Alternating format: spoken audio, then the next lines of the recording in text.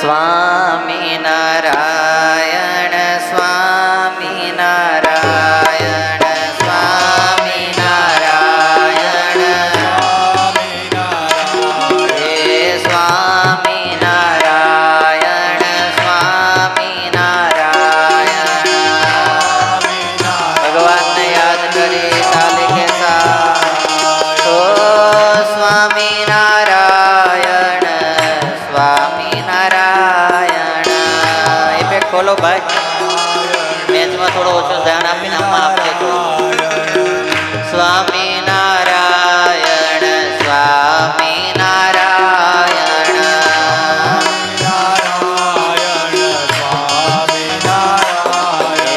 સ્વામી નારાયણ સ્વામી નારાયણ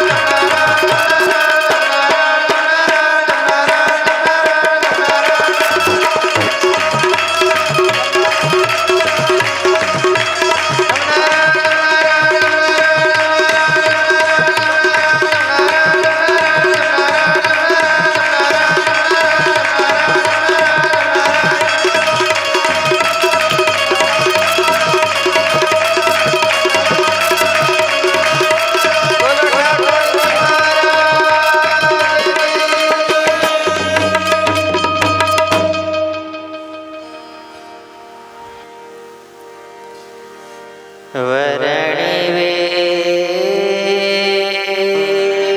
રમણીય દર્શના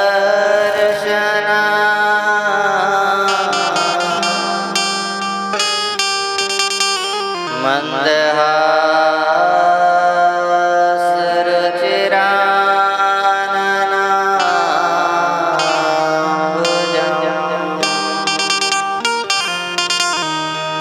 પૂજિતા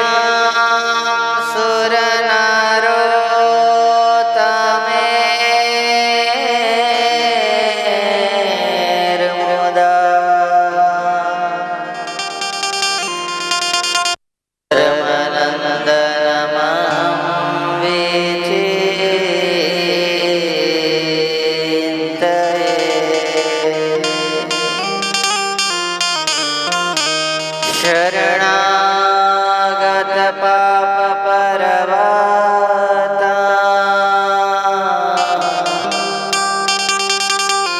ગણયિતવાન તદીય સદ્ગુણમ અણુમપ્યતુલમ હિમાન્યતે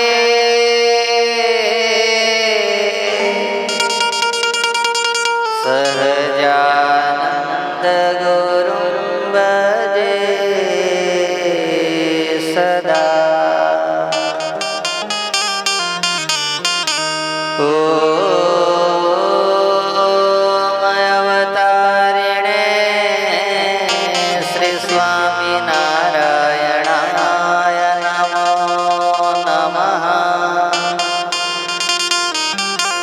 લોયાધામાધિપતયે શ્રી ઠાકુરજી મહારાજાય નમો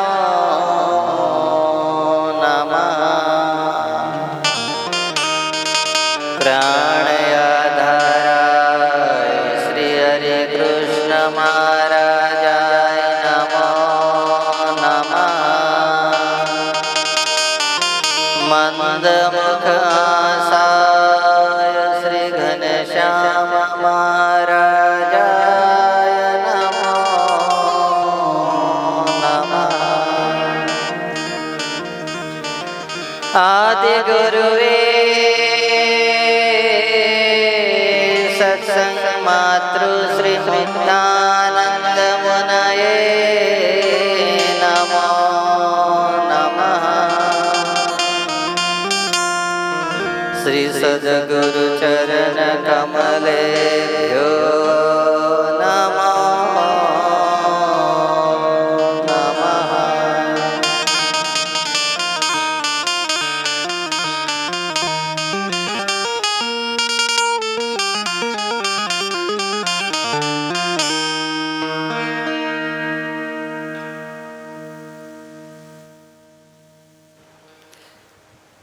આજે તારીખ 24/5/2026 રવિવાર શ્રી સ્વામિનારાયણ મંદિર લોયાધામ નાવલીને આંગણે દર અઠવાડિયે ચાલતી સુંદર મજાની આ દિવ્ય રવિસભા એના પર આપણે સૌ કોઈને પ્રત્યક્ષ સ્વરૂપે દર્શન આપી રહ્યા છે એવા અનંત કોટી બ્રહ્માંડના અધિપતિ પૂર્ણ પુરુષોત્તમ નારાયણ મહારાજ, મોક્ષના દાતા વહાલા પૂજ્ય ગુરુજી ધર્મ સ્વામી, સ્નેહ સ્વામી, આજે જેમણે આ સુંદર મજાની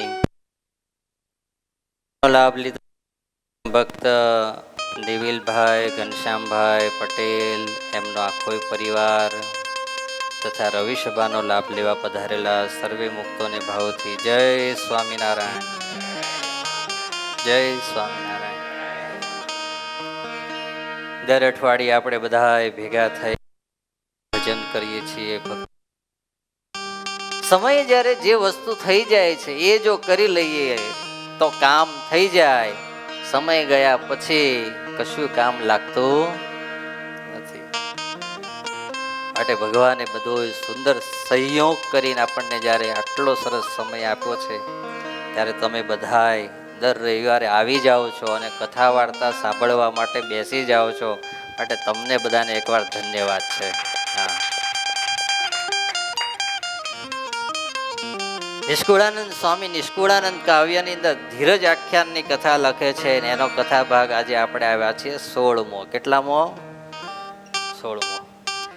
આજે સુંદર મજાની નિષ્કુળાનંદ સ્વામી સુધનવા રાજાના દીકરાઓ એટલે કે સુધનવા જ્યારે રાજા બન્યો ત્યારે એની કથા લખે છે અને એ કથા આજે સાંભળવા જેવી છે. હા,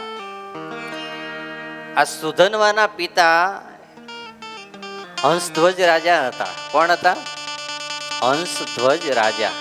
હા, એની પણ કથા બહુ સુંદર છે. મહાભારતની આ બધી કથાઓ છે અને એ કથાઓ બે ગાલની વચ્ચેથી નીકળેલા ખાલી ગપ્પાઓ નથી, હકીકતની જે હિસ્ટ્રીઓ બની એ સમયની અંદર અને એ જે લખાણી એ મહાભારતની આ કહાનીઓ છે.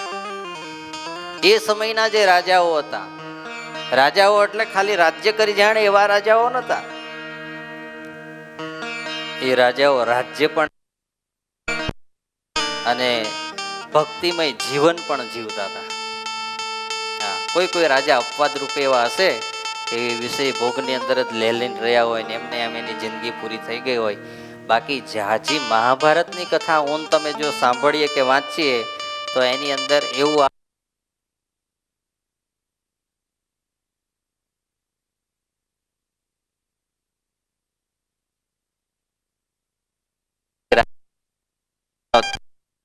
પડી ગયા, જંગલમાં જતા રહ્યા. આવી જ કહાનીઓ આપણને જાજી બધી જાણવા મળે. ત્યારે આ જે હંસધ્વજ રાજા હતા એની પહેલા થોડી કથા કહું. બિહારનો આજે ગંગા કિનારે ભાલપુર જિલ્લામાં નામનું ગામ છે, ત્યાં એમનું રાજ્ય હતું. હા, પણ એ પરમ વિષ્ણુ ભક્ત હતા. કેવા હતા? વિષ્ણુ ભક્ત. હા, ભગવાનના એકાંતિક ભક્ત હતા. એને કારણે એને ત્યાં બે થયો. એમાં પહેલા જે નિષ્કુળાનંદ સ્વામી આજે કથા લખે છે સુધનવા અને બીજા દીકરાનું નામ છે સુરત. શું નામ છે? સુરત. જો હંમેશા એટલું મારે અને તમારે યાદ રાખવાનું કે જો આપણી અંદર કંઈક સદ વિચાર પડેલા છે, સત્કર્મ કરવાની ભાવના પડેલી છે, ભગવાનની ભક્તિ કરવાની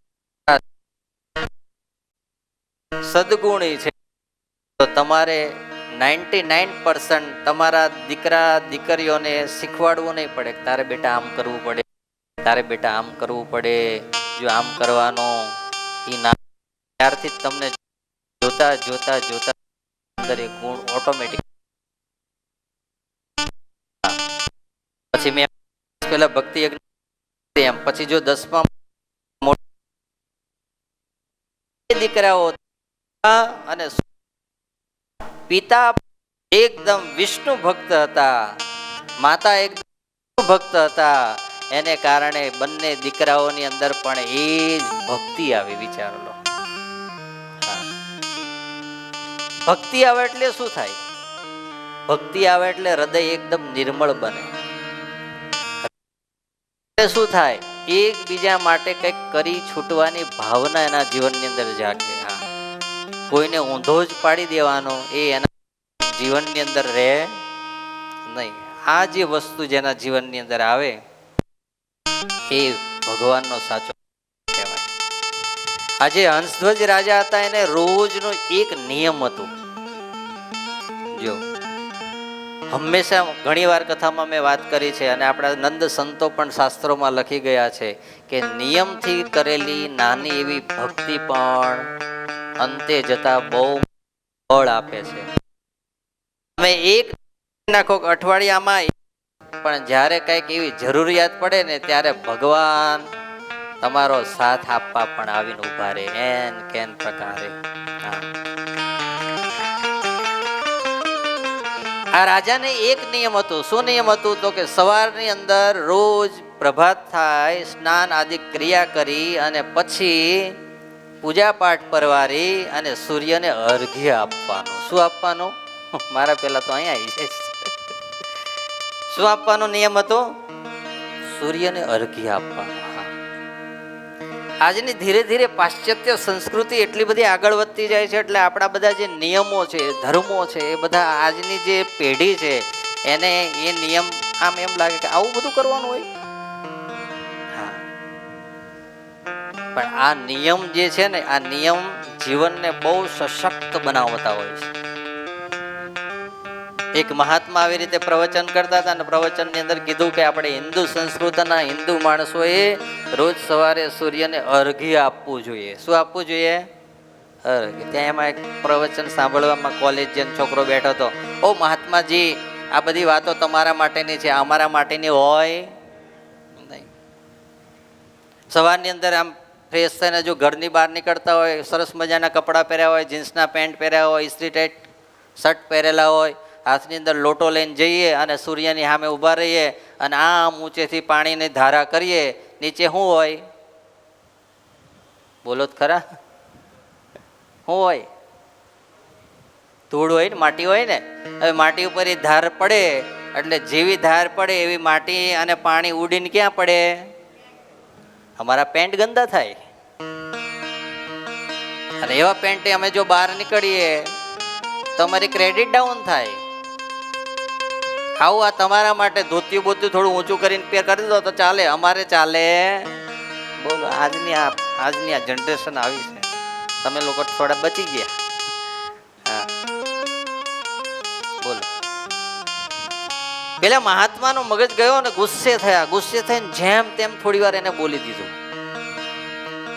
એટલે જે પેલી શિબિરની અંદર આવીને પ્રવચન સાંભળતો હતો ને, એ આશ્રમની અંદર જ્યાં એની રૂમ આપેલી હતી ને, ત્યાં ગુસ્સે થઈને એ ઊભો થઈને વયો ગયો કે ભાઈ હવે મારે તમારું કંઈ પ્રવચન સાંભળવું.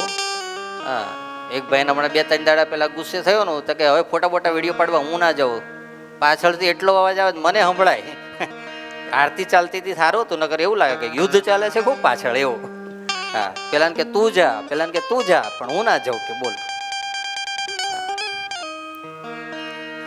ગુસ્સો કરે એટલે ભાઈ સામે વાળાને કંઈક તો અંદર આવે ને ચેન્જીસ. એટલે પછી પેલા એ તો ઊભો થઈને વયો ગયો, રૂમમાં જઈને સૂઈ ગયો શાંતિથી.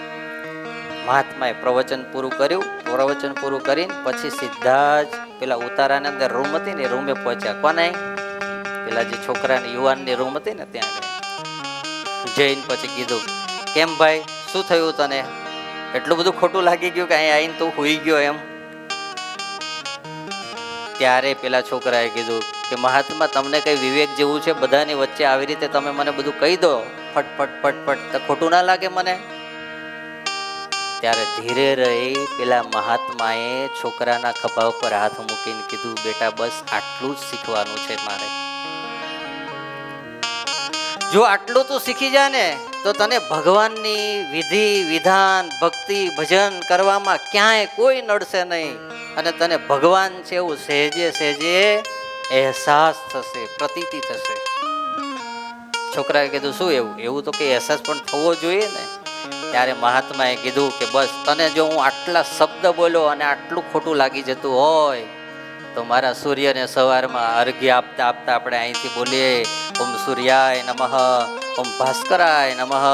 આ મંત્ર બોલતા બોલતા એક લોટાની જો ધારા આપણે સૂર્યનારાયણને અર્ઘ્યમાં આપીએ તો એક માનવ શરીરમાં રહેલો તું, તને જો આટલું ખોટું લાગી જતું હોય ને તારું સંભળાતું ના હોય તો મારો ભગવાન ત્યાં બેઠેલો છે, એના કાનમાં આ શબ્દ સંભળાય કે ના સંભળાય વિચારતું લે. ત્યારે પેલા છોકરાને થયું કે જો મને આટલું ખોટું લાગી જતું હોય ને મને જો આ સંભળાઈ ના શકતું હોય તો ભાવ અને ભક્તિ સાથે જો ભગવાનને અર્ઘ્ય આપીએ તો ભગવાન તો એને સાંભળે અને સાંભળે. એક નાનું એવું નિયમ પણ એ કેવડું મોટું કામ કરે છે. જો રોજ સવારની અંદર સાચા ભાવથી સૂર્યને અર્ઘ્ય આપે અને સૂર્યને અર્ઘ્ય આપે એને કારણે એની અંદર બહુ જ શક્તિ આવી હતી. શું આવ્યું હતું? શક્તિ એવી આવી હતી કે ભગવાનનું એને વરદાન હતું કે તું કોઈ પણ યુદ્ધ કરે ને તો યુદ્ધની અંદર તું હારે નહીં. વિચારો લો તમે. અરે રાજાને તો આજ સૌથી મોટું વરદાન જોઈએ ને, કારણ કે સુખ બધું ક્યાં રહેલું છે? રાજ્યની અંદર. જો રાજ્ય ગયું તો પછી શું થાય? બધું જ સુખ લૂંટાઈ જાય. આવું એને વરદાન પ્રાપ્ત થયું હતું. પરંતુ એક કથા વચ્ચે એવી બની કે મહાભારત યુદ્ધ પછી યુધિષ્ઠિર રાજાએ યશ્વમેઘ યજ્ઞ કર્યો. શું કર્યો? યશ્વમેઘ યજ્ઞ કર્યો. અને યજ્ઞ કર્યો પછી યજ્ઞનો ઘોડો જે હતો એ આખા ભારતની અંદર ફરવા માટે મોકલ્યો. અને જોડે કોણ ગયા હતા? અર્જુન ગયા હતા. કોણ ગયા હતા? અર્જુન. હા. અને એની અંદર એવું હતું કે જે રાજ્યની અંદર એ ઘોડો જાય ત્યાં કાં શરણાગતિ સ્વીકારી લેવાની, અને જો શરણાગતિ ના સ્વીકારે અને જો કોઈ ઘોડાને પકડી લે તો એની સાથે અર્જુન સૈન્ય સાથે શું કરે? યુદ્ધ કરે. અને યુદ્ધ કરીને શું બનાવે? શરણાગત બનાવે. બોલો તો. હા. એવામાં એ ઘોડો ફરતો ફરતો હંસધ્વજ રાજાના રાજ્યની અંદર આવ્યો. અને જ્યારે રાજ્યની અંદર આવ્યો ને ત્યારે આ સુધનવા અને આ જે પેલો એનો દીકરો હતો સુરત, એ બંને હજુ તો આમ યંગ હતા, એટલે એ આમ ફરવા માટે નીકળ્યા હતા, આનંદ કરવા માટે નીકળ્યા હતા. એવામાં આ સુંદર મજાનો ઘોડો જોયો એટલે તરત જ સુધનવાએ ઘોડાને શું કર્યો? પકડ્યો. જ્યાં ઘોડાને પકડ્યો એટલે અર્જુનને ખબર પડી કે આ શરણાગતિ સ્વીકારવા માટે તૈયાર. એટલે એણે નક્કી કર્યું કે આજ રાત્રે હવે અહીંયા જ પડાવ નાખીએ અને હવે આની સાથે શું કરવું છે? યુદ્ધ કરીને આને શરણાગત બનાવો. યુદ્ધની આ બાજુ બધી તૈયારી થવા લાગી. હંસધ્વજ રાજાને ખબર પડી કે અર્જુન મારી સાથે શું કરશે? યુદ્ધ કરશે. એટલે હંસધ્વજ રાજાએ કહેવડાયું કે કાલ સવારે સૂર્યનારાયણને અર્ઘ્ય આપું પછી તારી સાથે હું કરવા આવીશ? યુદ્ધ કરવા આવીશ. જ્યાં સુધી અર્ઘ્ય નહીં આપું ત્યાં સુધી હું શસ્ત્ર હાથની અંદર લઈશ નહીં. અને આ વાતને અર્જુને માની લીધી કે કઈ વાંધો નહીં, કાલ સવારે તમે અર્ઘ્ય આપી અને પછી યુદ્ધ કરવા માટે આવજો, મને સ્વીકાર છે. પણ આ બાજુ ભક્ત છે, આ બાજુ ભક્ત છે, અને વચ્ચે કોણ છે? ભગવાન છે.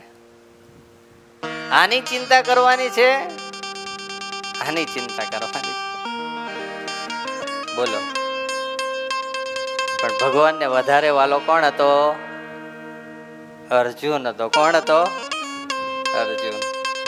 એટલે ભગવાને એક કપટ કર્યું કે સવારની અંદર હંસધ્વજ રાજા સૂર્યને અર્ઘ્ય આપવા જાય પણ સવારે સૂર્યને ઉગવા જ ના દીધો. સુદર્શન ચક્ર મૂકી દીધું વચ્ચે, એટલે સૂર્યનો જે પ્રકાશ થવો જોઈએ થયો જ નહીં રાજ્યની અંદર. જેમ ગ્રહણ થયું હોય ને એવું વાતાવરણ આખું સર્જાઈ ગયું. શું બની ગયું? ગ્રહણ થયું હોય ને એવું. સવારમાં આપણે હંસધ્વજ રાજા જાગીને જોવે છે 7 વાગ્યા, 7:30 થયા, પણ આજ પ્રકાશ સૂર્યનો આવતો જ નથી. અને એ સમયની અંદર નારદજી ત્યાં બ્રાહ્મણનું રૂપ ધારણ કરીને આવ્યા. કોણ? નારદજી બ્રાહ્મણનું રૂપ ધારણ કરીને આવ્યા, રાજા પાસે ગયા અને રાજાને કીધું કેમ આજે રાજન તમે આટલા બધા કંઈક દ્વિધામાં હોય એવું લાગે છે? રાજા કે મહાત્મા મારે જવું છે. કેના માટે? યુદ્ધ કરવા જવું છે, પણ મારું રોજનું નિયમ છે. શું નિયમ છે? સૂર્યને અર્ઘ્ય આપવાનું. અને જો સૂર્યને અર્ઘ્ય આપ્યા વગર જાઉં તો હું યુદ્ધમાં જીતું પણ નહીં અને મારું નિયમ પણ તૂટે. એટલે પેલા બ્રાહ્મણ જે આવ્યા હતા નારદજીના રૂપમાં, એને કીધું ગ્રહણની અંદર અર્ઘ્ય આપી દઈએ આપણે તો એ અર્ઘ્ય આપણું ભગવાન સ્વીકારે, એટલે એમાં કઈ વાંધો નહીં કે. અને જ્યાં એ અર્ઘ્ય આપી દીધું બ્રાહ્મણના કહેવાથી, અને જ્યાં અર્ઘ્ય આ બાજુ પૂર્ણ થયું ત્યાં ભગવાને સુદર્શન ચક્ર દૂર કરી લીધું અને હું પ્રગટ થયો? ધર્મ સંકટ આવીને ઉભું રહ્યું. આપણે તો આવા નિયમ કઈ પાળતા જ નથી ભાઈ.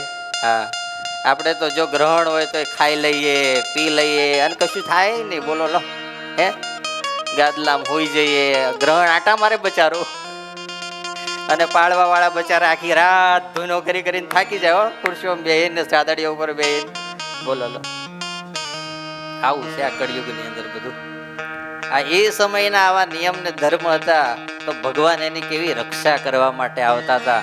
કેમ? એની ટેક એવી દ્રઢ હતી એટલા માટે આવતા હતા.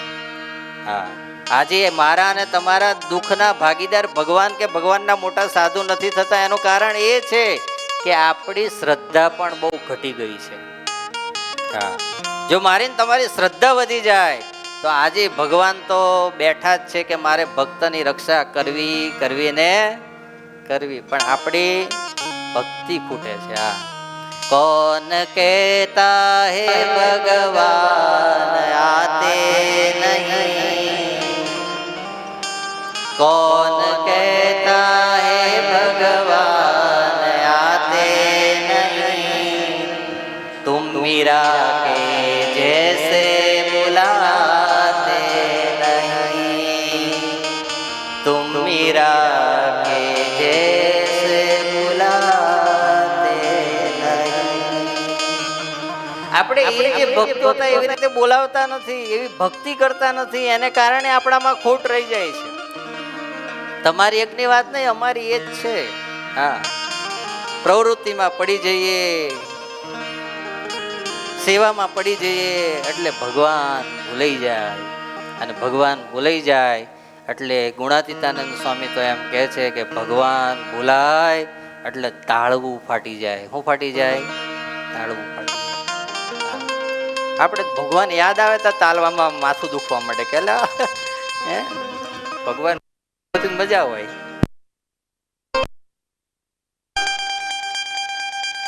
ભગવાન શ્રી કૃષ્ણે સૂર્યને આપેલું જે શું કહેવાય સુદર્શન ચક્ર હતું એને હટાવી લીધું, સૂર્ય પ્રગટ થયા, આ બાજુ ધર્મ સંકટ આવીને ઊભું રહ્યું, અને ત્યારે હંસધ્વજ રાજાનો દીકરો સુરથ હતો. કેટલો આ પરિવાર માટે સમર્પિત એના દીકરાઓ છે. જો તમે સંસ્કાર જે જીવનની અંદર જ્યાં છે ત્યાં એકબીજા માટે મરી મૂટવાની ભાવનાઓ પ્રગટ થાય છે, એક બીજા માટે કંઈક કરી છૂટવાની ભાવનાઓ પ્રગટ થાય છે. અને આજ હું અને તમે કળિયુગની અંદર જોઈએ છીએ કે એકબીજા સત્તાઓ લાલચ માટે થઈ એકબીજાને મારી નાખે છે. બોલો લો. હા, આટલું જ કારણ તો આજ છે ને. હે,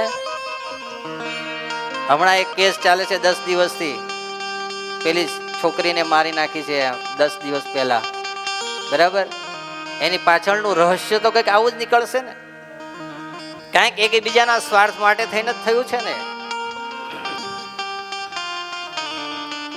ત્યારે એ સમયની અંદર કેવી એકબીજા પ્રત્યેની ભાવનાઓ હશે એ આપણને આ કથા સંભળાવે છે. સુરતે કીધું પિતાજી તમે ચિંતા ના કરો, આ ગ્રહણ થયું ને એને કારણે આપણે ત્યાં શાસ્ત્રમાં એવું લખાયું છે કે એ જ પરિવારની અંદર કોઈનું જો મૃત્યુ થઈ જાય તો 12 વર્ષ સુધીનું એનું જે વ્રત હોય એ વ્રત પૂર્ણ થઈ જાય, અને પછી નાહી ધોઈ પવિત્ર થાય એટલે બીજા દિવસથી આનું વ્રત શું થાય? પ્રારંભ થાય. એટલે હું મારું માથું છે ને કાપી અને તમારા શરણમાં મૂકી દઉં છું, અને એને પોતાનું સુરથે બલિદાન દઈ દીધું. પોતાના હાથે પોતાનું ગળું કાપી પોતાના ચરણમાં મૂકી. કેવો એ દીકરો હશે? હે, આજે તો આપણે માથા મૂકવાની મારે તમારે જરૂર નથી, જેટલું બાપા કે વડીલો કે એટલું જો કરીએ ને તો એને એવું જ લાગે કે આણે મારા માટે હું મૂકી દીધું, માથું મૂકી દીધું. પણ આપણાથી એટલું ઘણાથી નથી થઈ શકતું. વિચારો, સુરથે માથું મૂકી દીધું અને પછી એના અગ્નિ સંસ્કાર આદિ જે કંઈ કરવાનું તું કરી, હંસધ્વજ રાજા ફરી પવિત્ર થયા, નવેસરથી સૂર્યને અર્ઘ્ય આપ્યું. અર્ઘ્ય આપતાની સાથે નારદજી ત્યાં પ્રગટ થયા. રાજન, તારો પુત્ર સુધન્વા ખરેખર વિષ્ણુ ભક્ત છે, તારો સુરત એ પણ દીકરો ખૂબ વિષ્ણુ ભક્ત છે, માટે જ્યાં હવે તું યુદ્ધ કરવા જઈશ તો તને હવે અર્જુનનો ભય નથી.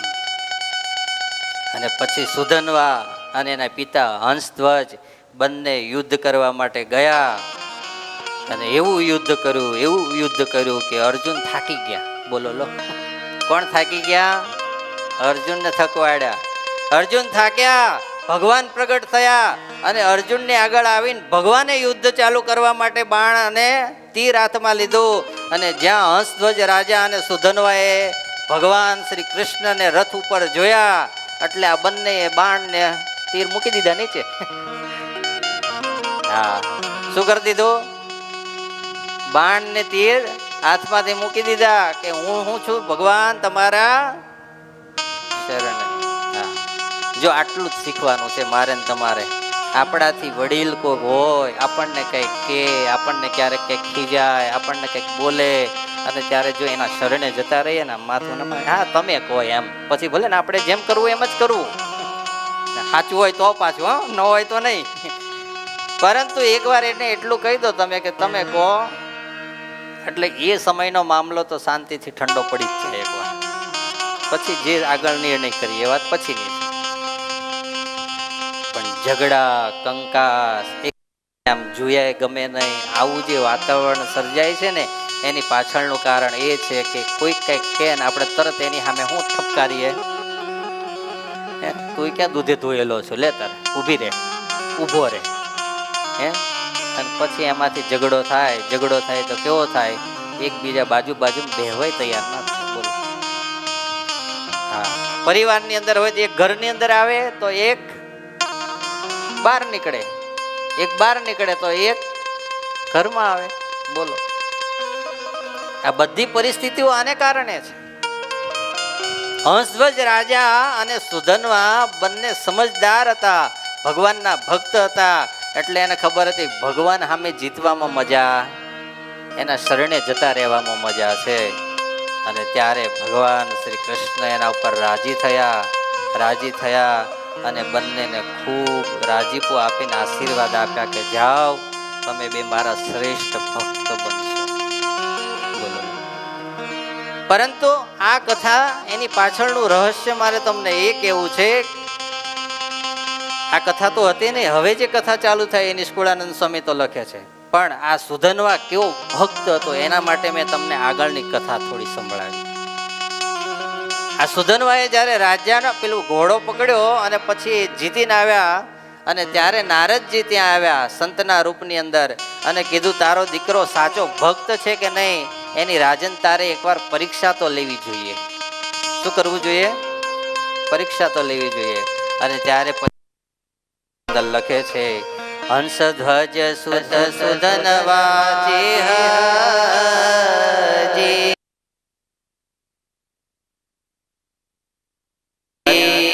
શ્રી હરિ સ્નેહ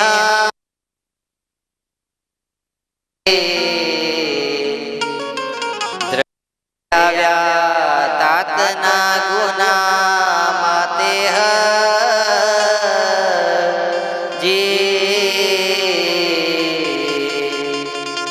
નિષ્કુળાનંદ સ્વામી કે હંસધ્વજ સુત સુધન્વાના છે દીકરા એ કેવા છે તો કે હરિમાં અતિ સ્નેહ વાળા છે. પરંતુ એક આ નાની અમથી ઘોડો પકડવાની ભૂલ થઈ એને કારણે પછી રાજાએ એને એક દંડ આપ્યો. શું આપ્યો? દંડ આપ્યો. હંમેશા રાજા પહેલાના સમયની અંદર સારા જે રાજાઓ હતા ને એ રાજા એવા હતા કે સૌથી પહેલા જો દંડ ને યોગ્ય કોઈને માનતા હોય ને તો પોતાના દીકરા પરિવારજનોને માનતા. હા, બીજા ઉપર શાસન કરવાનું પોતાને હાચવવાના એવો એ સમય નતો. અને એના કારણે જ રાજા રાજ્યની અંદર પૂજાતા હતા. કંસને ત્યાં શું થયું? મથુરાની અંદર આટલો શું કહેવાય પેલો કાળો કેર થયો એનું કારણ શું હતું?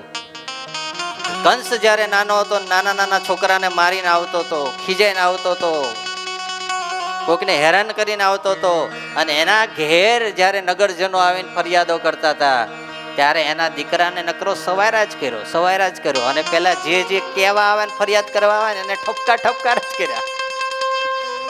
એને કારણે પરિણામ એ આવ્યું કે જ્યારે કંસ મોટો થયો ને ત્યારે પોતાના પિતાને ક્યાં પૂર્યા? બોલો ખરા, જેલમાં પૂર્યા. બોલો.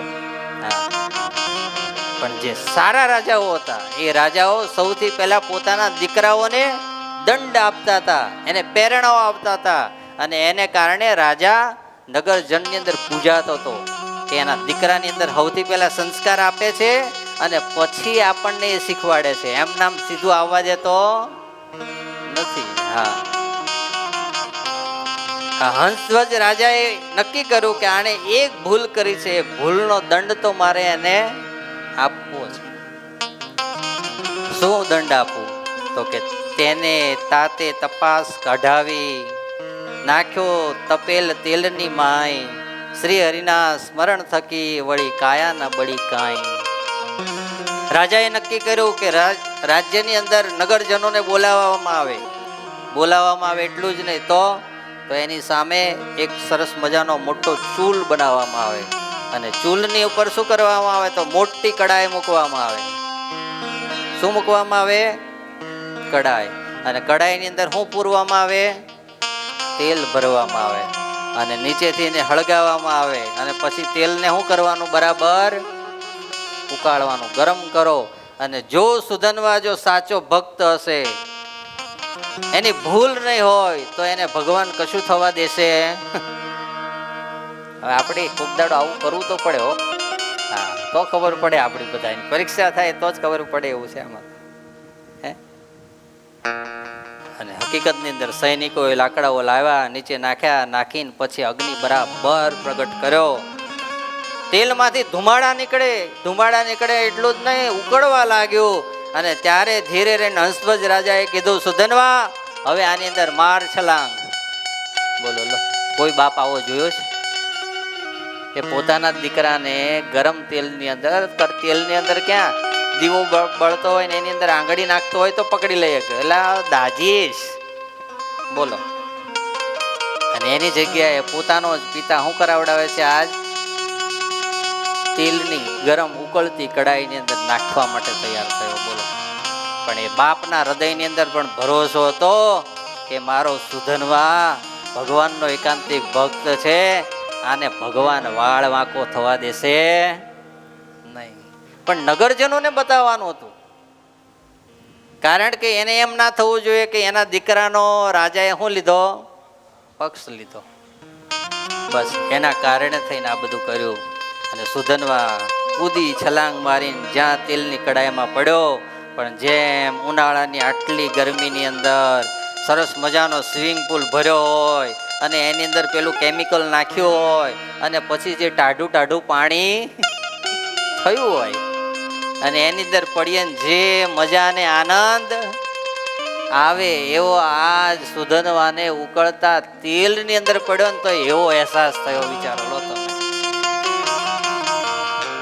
એવો અહેસાસ, શીતળતાનો અહેસાસ થયો. બધા આજુબાજુમાં ઉભેલા જોવા લાગ્યા કે ઓહો, આ શું હકીકતની અંદર છે, આમાં કઈ ખબર પડતી નથી. બોલો. અને પછી એના પિતાએ સુધનવાને બહાર કાઢ્યો. બહાર કાઢીને સૌથી પહેલા એના પિતાએ એની માફી માંગી. હા, શું માંગી? માફી માંગી. હા, દંડ દેતા પણ આવડવું પડે અને દંડ આપ્યા પછી એને પાછું વાળતા પણ આવડવું જોઈએ. આ કથા આપણને એ શીખવાડે. ઘણાને કેવું હોય, ઠપઠપાટી જ બોલાવ્યા કરે. હા, પછી એને પછી વાળવાનું આવડે નહીં. એને કોઈ દાડો ખીજાયા ખરા, પણ ખીજાયા પછી એક વાર કે બે વાર થોડો સમય ગયો પછી એના વખાણ કરતા પાછું આવડે નહીં. અને એને કારણે થાય હું, પેલો કુંભાર માટલા તો ઘડે. માટલા જોયા છે ને આપણે? તે ઉનાળામાં કોના ઘેર માટલા છે? હું ત્યાં આગળ કરો તો હાથ છો બોલજો. ઘણા ઘેર માટલા છે. પવન તાર ઘેર નહીં તો ઊંચી આંગળી જ કરે. હોય જ બધાને ઘેર, ઘણા ઘેર ના હોય એવું. ફ્રીજનું પાણી પીતા હોય તો પછી કે અમારું માટલું ન ચાલે ભાઈ. આ બધો જૂનો જમાનો કહેવાય. તો એ માટલાને ઘડે ને ત્યારે કુંભાર એને ચાકડા ઉપર એને શું આપે? ઓપ આપે. અને કાચું માટીનું માટલું હોય. પછી એ માટલું સુકાય ને પછી એના ઉપર તરાડો પડે. શું પડે? તરાડો પડે. એ તરાડો છે ને સ્વભાવો છે આપણા બધાના. શું છે? સ્વભાવો. એ ક્યારેક આપણા સ્વભાવો બધા તરાડો કે ક્યારેક આમ બહાર નીકળે. અને બહાર નીકળે ને ત્યારે પછી કુંભાર શું કરે? હાથની અંદર એક લાકડાનું ટપલું લે. શું લે? ટપલું લે. એ ટપલું હાથની અંદર રાખે, અંદર એક હાથ રાખે. શું કરે? હાથ રાખે. અને પછી ઉપરથી શું કરે? કાચી માટીનું માટલું છે અને ઉપરથી શું કરે છે? તમે ઘેર જઈને ક્યારેક કરજો દાવ. કાચી માટીનું માટલું લાવીને ક્યારેક આમ સીધો હાથ અંદર વયો જશે. ઉપર ટપલું વાગે નહીં. એ ટપલું મારતો જાય, અંદર હાથ રાખતો જાય, એને કારણે એની અંદર રહેલી તરાડો છે ને એ બધી બુરાતી જાય અને એ માટલું મજબૂત બનતું જાય. કેવું બનતું જાય? અને પછી નભાડાની અંદર આ પાણી પાણી કરશે, આના કરતા આને ફોડીને નાખી દો હવે. બસ આવું જ જીવનની અંદર છે. જો જીવનની અંદરથી તરાડો રૂપી સ્વભાવો ધીરે ધીરે ગયા પછી જ્યારે બની જાવ, શું બની જાવ? અને જો તરાડો રહી ગઈ તો પછી બધા બાજુથી કોણીઓના મારે. આ રાજાએ એવું કર્યું, ક્ષમા પણ એને માગી કે બેટા તારી મેં પરીક્ષા લીધી, પણ આ પરીક્ષા કોના માટે લીધી? તો નગરજનો માટે લીધી છે. તું મારા ઉપર શું રહેજે? રાજી રહેજે. હા, રાત દિવસ રક્ષા કરે નિજ ભક્તની ભગવાન. રાત દિવસ રક્ષા કરે નિજ ભક્તની ભગવાન. વંચાય છે બધાને? રાત દિવસ રક્ષા કરે નિજ ભક્તની ભગવાન. રાત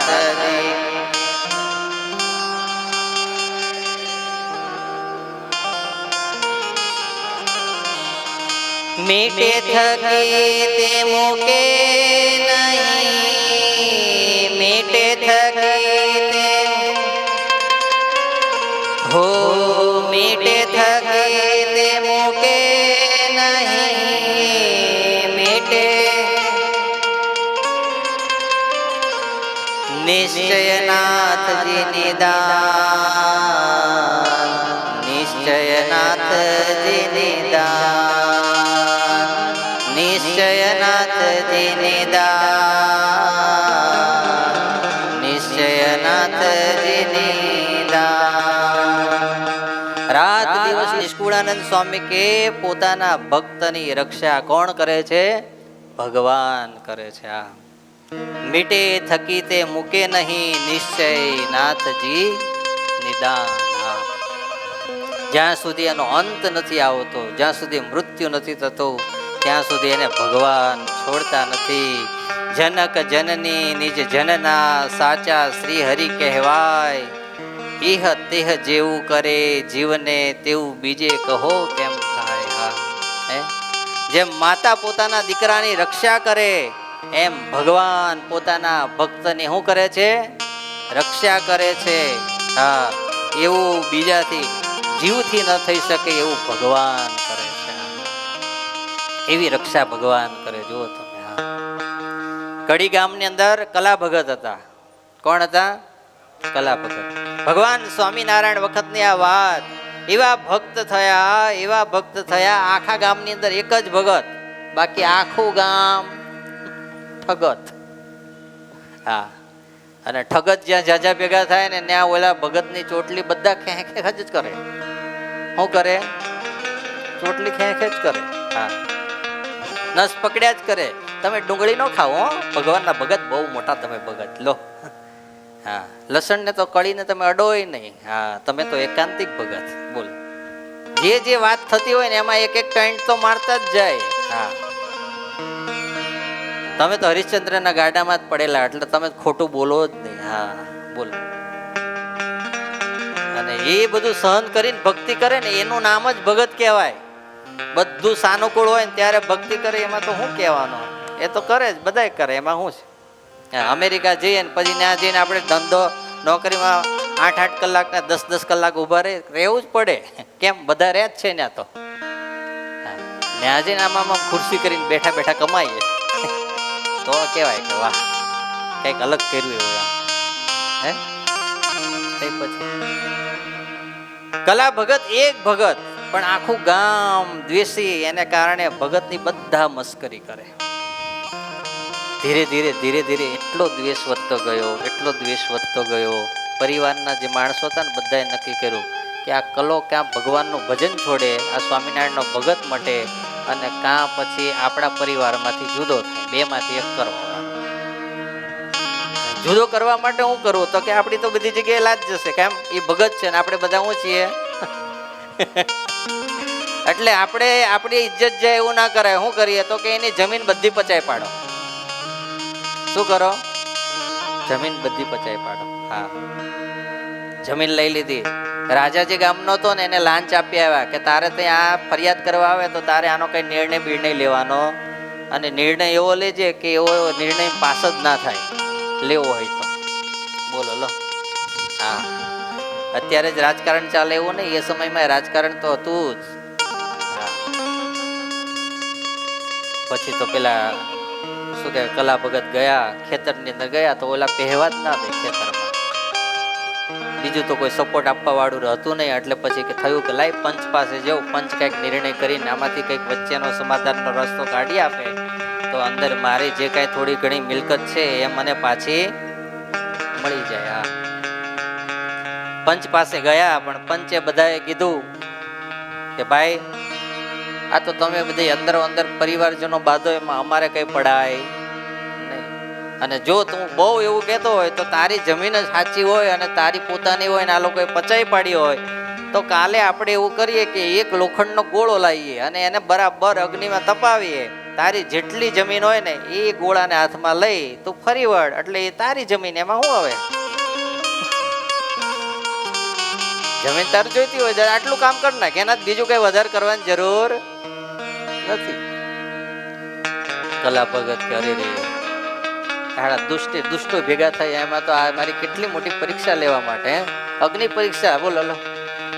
અગ્નિ પરીક્ષા જે કહેવાય ને, હાથની અંદર લોખંડનો ધગધગતો ગોળો લઈને ફરવાનો. આપણા હાથમાં તો ઓલી સુરખંડી પેલા શું કહેવાય ને, ફૂલકણી કે શું કે ને, અત્યારે તારામંડળ કે ને અત્યારના સમયમાં એ તારામંડળ આમ પ્રગટાયું હળગાયું હોય ને પછી આમ પૂરું થઈ ગયું, કાળું કાળું થઈ ગયું, જો આંગળી અડી ગઈ ઓય માં એમ કરીએ આપણે. હે, ખાલી બળી ગયા પછી અડી ગયું હોય તોય. અને ઓલા તો લાલે લાલ ચમકદાર પકડવાનો ગોળો શું થાય કોજી તમે? હે, કલા ભગત કે ઓ જમીન જવા દે, આપણે કાંઈ જમીન જોઈતી નહીં, જિંદગી જીવશું તો ભગવાનનું ભજન તો થશે. પણ અંદરથી દ્રઢ વિશ્વાસ હતો કે મારે ક્યાં કોઈનો અણહકનું લેવું છે, મારે તો મારા હકનું લેવાનું છે. અને હકનું લેવા જાઉં ને એમાં તો ભગવાન સહાય કરવા માટે આવે ને આવે. થોડા દૂર જઈને પાછા આવ્યા પંચભાઈ. પંચે વિચાર્યું કે લે ઠંડા પાસે કોઈ કે ઠંડા પાણીએ ગો એમ ગયું કે ત્યાં કલા ભગત પાછો વળીને આવ્યો. કાલે સવારે આખા ગામને બોલાવવું હોય તો આખા ગામને, અને મારા કુટુંબીજનોને બોલાવવા હોય તો કુટુંબીજનોને બોલાવી લેજો. કાલે હું પરીક્ષા આપવા માટે હું છું તૈયાર છું. હા, અને ત્યાં તો ગામમાં વાયુ વેગે વાત વિચરી ગઈ હો, પહોંચી ગઈ બધી જગ્યાએ કે કાલે કલો હાથની અંદર શું લેશે? ધગધગતો લોખંડનો ગોળો લેશે અને ખેતરમાં ફરશે. જો સાચો ભગત છે કે ખોટો છે કાલે જોવાની આપણે પરીક્ષા કરવા જવાનું. આખું ગામ નાના છોકરાથી લઈ ગઈડા છેલ્લે લાકડીઓ લઈ લઈને ચાલતા ગયા. બોલો કેમ? હા, ટાઈફાને તેડા ના હોય ને. હા, એટલે પછી ગયા બધા દોડતા. અને તો આમ પેલા લાકડા બધા ભેગા કરીને અંદર ગોળો નાખ્યો અને એવો ધગધગતો કર્યો. લોખંડ તો દેખાય જ નહીં, અંદરથી શું નીકળે? જ્વાળા નીકળે લોખંડની અંદરથી. એવો લાલ ઘૂમ તપાઈને કર્યો. બોલો લો, આવી છે ભાઈ રક્ષા. ભગવાન એમનામ થોડી કરવા આવે, એની નિષ્ઠા ને ભક્તિ તો કરવી પડે ત્યારે આવે. અને એવો લાલ ઘૂમ ગોળો કર્યો અને પંચે કીધું ચાલ કલા આવી જા, તારી હવે જેટલી જમીન હોય એટલી ફરી લે. કલો ગોળો જોવે અને પંચ સામું જોવે, ગોળો જોવે અને પંચ સામું જોવે. અને ત્યાં આકાશની અંદર પ્રકાશ થયો હો ભાઈ. હા, અને પ્રકાશની અંદર 3 છોગલાને ધારણ કરી અનંત કોટી બ્રહ્માંડનો અધિપતિ પૂર્ણ પુરુષોત્તમ સ્વામિનારાયણ ભગવાનના દર્શન કલાને થયા. બીજું બોલો લો તમે. હા, કલો એક જ જોવે. મહારાજ કે શું વિચારે કલા? ઉપાડ ગોળાને, તને કશું જ નહીં થાય, જા હું તારી રક્ષામાં ખડો છું. અને કલા ભગતે ભગવાનના જે આટલા શબ્દ સાંભળ્યા ને, જેમ કોઈ સુંદર મજાનો પેલો ફૂલનો દડો પડ્યો હોય કેમ ઉઠાઈ લે, એમ કલા ભગતે હાથની અંદર આમ ધગધગતો અંગારા જેવો લોખંડના ગોળાને હાથમાં લીધો. હૃદયની અંદર મંત્ર જાપ ચાલે છે. શું કયો મંત્ર? બોલો કયો? હા, સ્વામિનારાયણ સ્વામિનારાયણ. હું તમે કર્યા કરશો ને તો આ દુનિયાના કોઈ એવા દુઃખ નથી કે દુઃખ તૂટીને ભૂકો ના થાય. એ ભગવાન એને કરે ભૂકો, આપણે ના કરી શકીએ. કલાએ ઉપાડ્યો ગોળો, સ્વામિનારાયણ સ્વામિનારાયણ સ્વામિનારાયણ કરતો ચાલે. ખેતર જેટલું એનું હતું એની પ્રદક્ષિણા કરી. એના હાથની અંદર એક ફરફોલો ના પડ્યો સાહેબ. શું ના પડ્યો? અને ત્યારે પંચના મોઢાની અંદર આંગળા જતા રહ્યા. ગામના માણસો બધા જોવા આવ્યા હતા. એના આહા નીકળી ગઈ કે ના, આપણે બધા કડકેશો ને લુખેશો છીએ. હકીકતની અંદર સાચો ભગત તો કોણ છે? આ કલો છે, કલો. બોલો લો. હા, પણ રક્ષા ભગવાન ક્યારે કરી? પરીક્ષાની પછી. હા, જેમ છોકરાને ભણવા બેસે ને વર્ષ પૂરું થાય અને ફાઇનલ એમ જીવનની અંદર નાની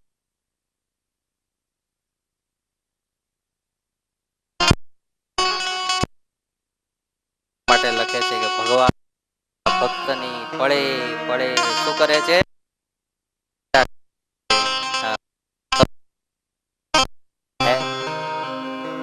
આ મંદિરનું કામ ચાલુ થયું ત્યારે આપણને એમ હતું કે અને માટે આપણે બધા કેટલા સમયથી આને તપશ્ચર્યા કરાવડાવી. અને જો નક્કી કર્યું આપણે બધાએ ભેગા થઈને કે ગમે હવે ભગવાનના ભરોસે તો ચાલો કરવું છે, તો મહારાજ એની અંદર આગળ આગળ ચાલ્યા. કેવા ચાલ્યા? મને તો એ જ દેખાય છે કે આ બધું ભગવાન આગળ આગળ ચાલીને બધું કામ કરે છે. હા હા, અને આજ તમને કહેતા આનંદ થશે મને કે હજુ પૂરું નહીં થાય ને એ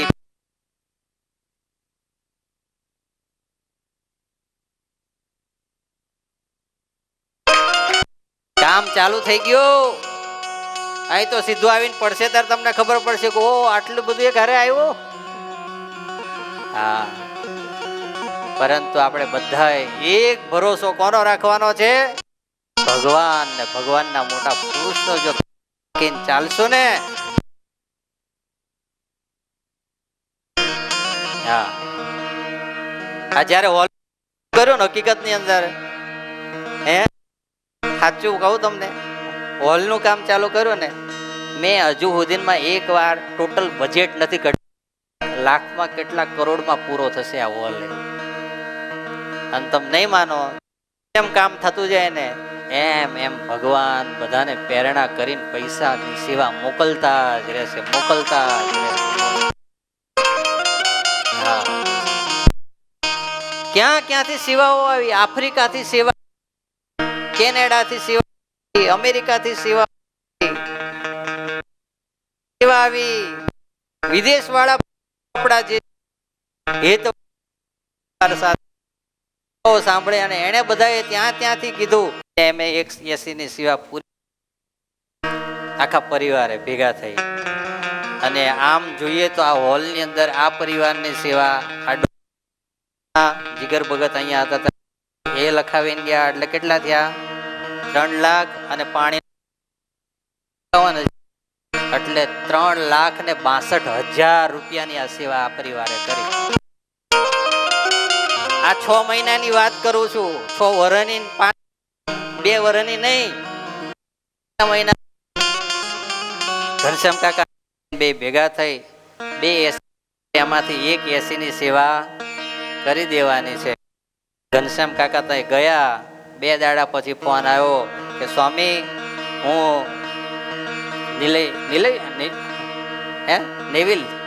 નેવિલ ભગતને મોકલું છું અને ચેક મોકલી આપું છું. 1,64,000 રૂપિયાની સેવા લખાઈ દીધી એ પરિવાર. 1,51,000 નું એસી અમારા તરફથી આવતા રવિવારની સભા અમારા તરફથી, ઠાકોરજી સંતોના થાળે અમારા તરફથી, ધોતિયાની સેવાય અમારા, અને એમાંથી વધે તો તમે અમારી લખી લેજો. અને 29 શિલિંગની સેવા પણ આજ એમના પરિવાર.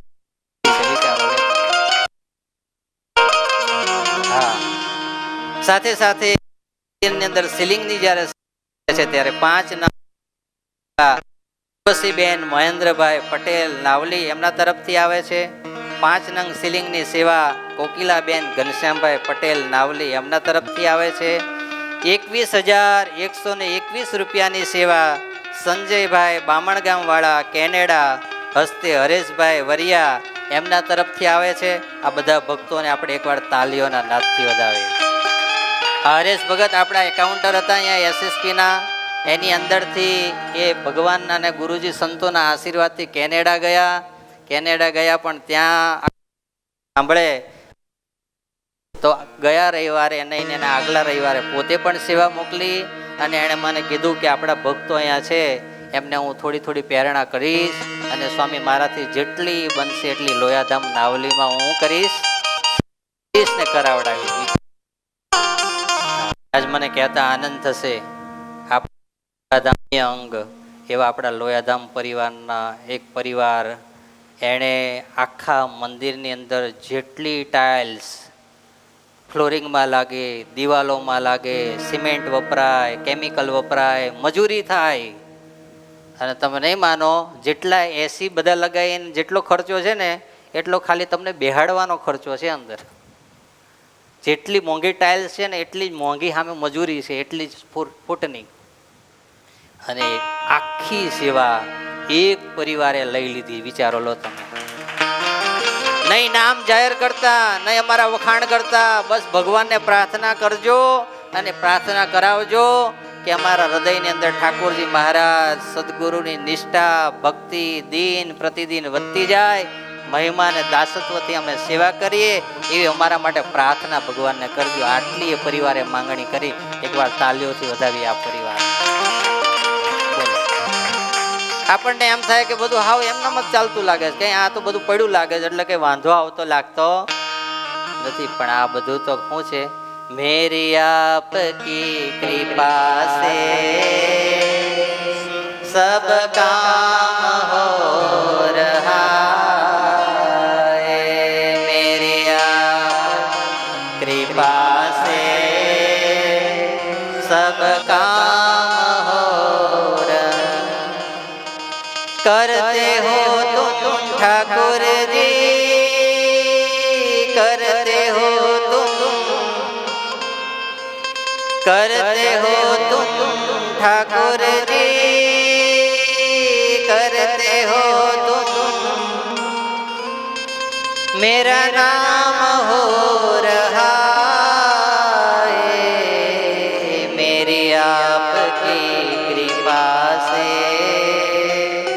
सब काम हो रहा है, मेरी आपकी कृपा से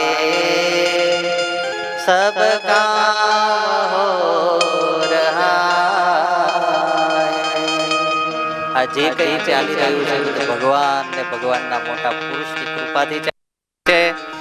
આની અંદર અત્યાર સુધીમાં જે ભક્તોએ જે સેવા કરી છે એને આજે ઠાકોરજી મહારાજ સદગુરુઓના ચરણોમાં પ્રાર્થના કરીએ. મહારાજ આ બધા પરિવારજનોને એનો હજારો ઘણું કરીને તમે વ્યાજે સહિત પાછું આપજો. અને એને એવી ને એવી શ્રદ્ધા અને ભક્તિ સેવા કરવાની આપજો. એવી ભગવાનના ચરણમાં આ બધા યજમાન પરિવારો માટે પણ પ્રાર્થના કરીએ.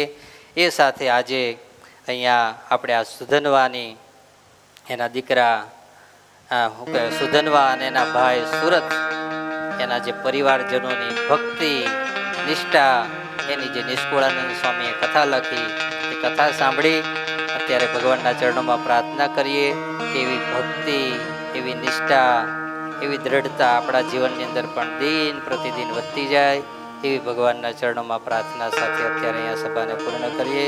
બધાને ખૂબ ભાવથી જય સ્વામિનારાયણ.